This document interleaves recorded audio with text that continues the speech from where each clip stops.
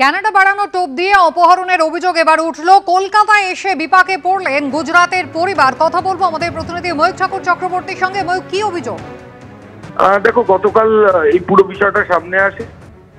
বাসিন্দা বেশ কয়েকজন, তাদেরই একজন পরিচিত, তারা এসে অভিযোগ দায়ের করেন এবং তারা যেটা জানান যে তাদের ফ্যামিলির বেশ কয়েকজনকে তাদের কলকাতায় এসছেন তারা, এবং এখান থেকে তাদের কানাডা নিয়ে যাওয়ার কথা।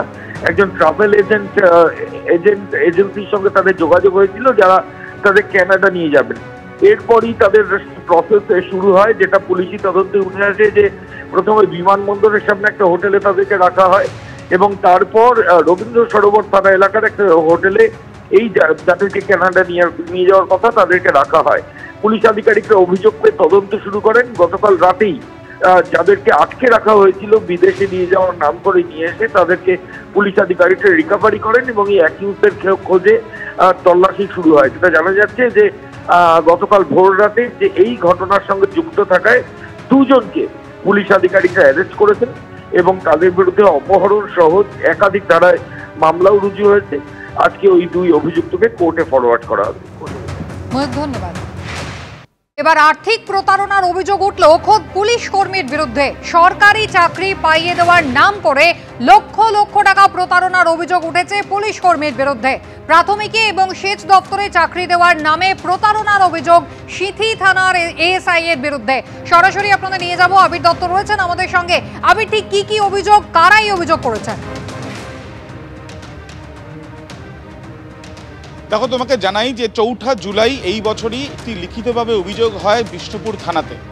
যে অভিযোগ হয় মূলত একজন পুলিশ কর্মীর বিরুদ্ধে। যে পুলিশ কর্মীর নাম অর্জুন সাহা, তিনি বর্তমানে এএসআই র্যাঙ্কের আধিকারিক এবং তিনি সিথি থানাতে কর্মরত। তার বিরুদ্ধে যেটা অভিযোগ তোলেন তারই এক আত্মীয়, তার ভাইপো, তিনি অভিযোগ তোলেন যে 2021 সাল থেকে ধাপে ধাপে টাকা নেওয়া হয়েছে, লক্ষ লক্ষ টাকা তার কাছ থেকে নিয়েছিলেন এই পুলিশ কর্মী। বদলে প্রাইমারিতে চাকরি দেওয়া হবে, প্রাইমারি শিক্ষক বানিয়ে দেওয়া হবে।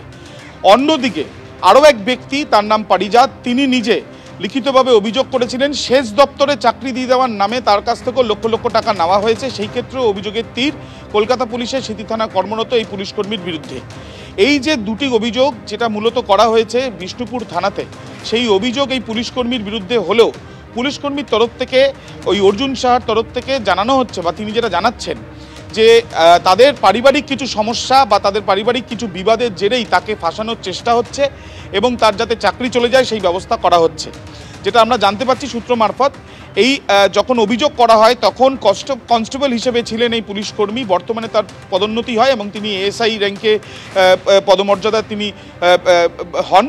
এবং তার সঙ্গে সঙ্গে এটাও জানা যাচ্ছে যে কলকাতা পুলিশের তরফ থেকে সেখানেও অভিযোগ জানানো হয়েছিল বা তাদের কাছেও অভিযোগ আসার পর ডিপার্টমেন্টাল ইনকোয়ারিও শুরু হয়েছে এই পুলিশ কর্মীর বিরুদ্ধে।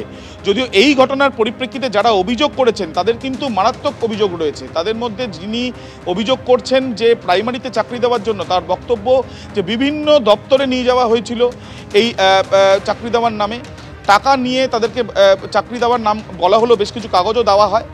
অন্যদিকে সেচ দপ্তরে যাকে চাকরি দেওয়ার নামে প্রতারণা করা হয়েছে বলে যিনি অভিযোগ করছেন, তার যেটা দাবি যে তাকে একটি অফিসে নিয়ে যাওয়া হয়, স্টাইপেন্ড বাবদ তাকে 22,000 টাকা করে 2 মাসে দেওয়াও হয় এবং এই পুরোটাই ভুয়ো ছিল, এমনটাও তাদের অভিযোগ। দুজন যারা অভিযোগকারী তারা কিন্তু চাইছেন অবিলম্বে ব্যবস্থা নেওয়া হোক এই পুলিশ কর্মীর বিরুদ্ধে। যদিও যার বিরুদ্ধে অভিযোগ সেই পুলিশ কর্মীর দাবি যে তাকে ফাঁসানোর চেষ্টা হচ্ছে। আবির, ধন্যবাদ।